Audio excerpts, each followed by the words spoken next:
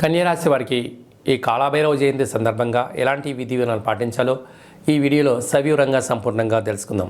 కన్యరాశిలో ఏ నక్షత్రాలు వస్తానగా ఉత్తరా నక్షత్రంలోని 2, 3, 4 పాదాలు, హస్త నక్షత్రంలోని 4 పాదాలు, చిత్తా నక్షత్రంలోని 1, 2 పాదం కలిపితే కన్యరాశి.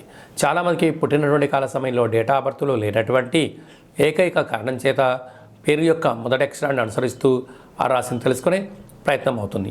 అవి ఏ అక్షరం ఒకసారి పరిశీలన చేద్దాం.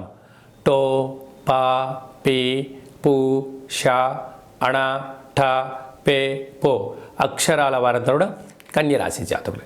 కన్యరాశి యొక్క అధిపతి బుధుడు.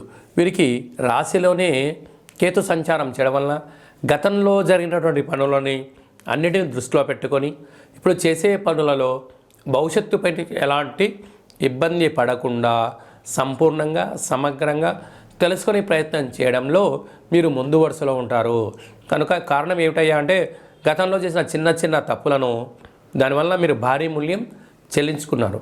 ఎలాంటిగా ఆరోగ్యంగా, ధనపరమైన, వృత్తిపరమైన, ఉద్యోగపరమైనటువంటి ఎన్నో రకాలుగా ఇబ్బందులు కలిగాయి. ఇప్పుడు మీరు ఆ పని చేయకుండా ఉండాలి అని చెప్పి మీరు ప్రతిజ్ఞ చేసినట్టుగా ఒక పద్ధతిగా ఉండబోతున్నారు. ఇది చాలా మంచి శుభ పరిణామం అని చెప్పి ఆలోచించాలి.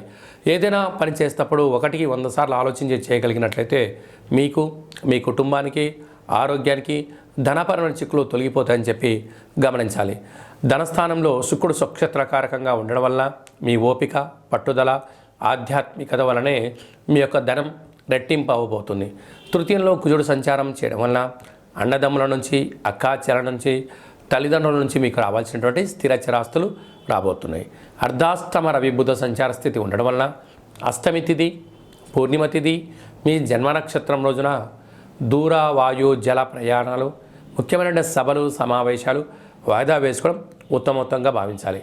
6వ స్థానంలో శనిశ్చర స్వామి సంచారం చేయడం వల్ల నిత్యము ఏదో ఆందోళన, ఏదో తెలియని అభద్రతాభావము, ఏది చేసినా పై అధికారులతో, సహా ఉద్యోగస్తులతో, కింది స్థాయి ఉద్యోగస్తులతో ఏదో తెలియని బాధగా మీ యొక్క మనసులో ఉంటుంది.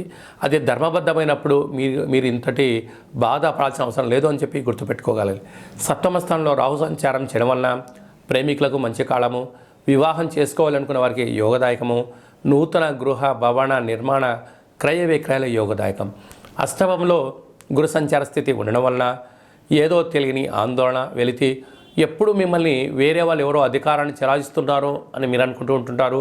కానీ అది మీరు బాధ్యతగా భావించండి. అద్భుతమైన జీవనానికి స్వాగతం పలకండి. హోటల్ వ్యాపారాలు, పచ్చళ్ళు, గృహ భవన నిర్మాణ సేవ రంగాలు, వ్యవసాయ సోదరీమణులకు, హోటల్ వ్యాపారస్తులకు, సాఫ్ట్వేర్ రంగం వారికి చాలా మంచి కాలము అని చెప్పి గమనించాలి.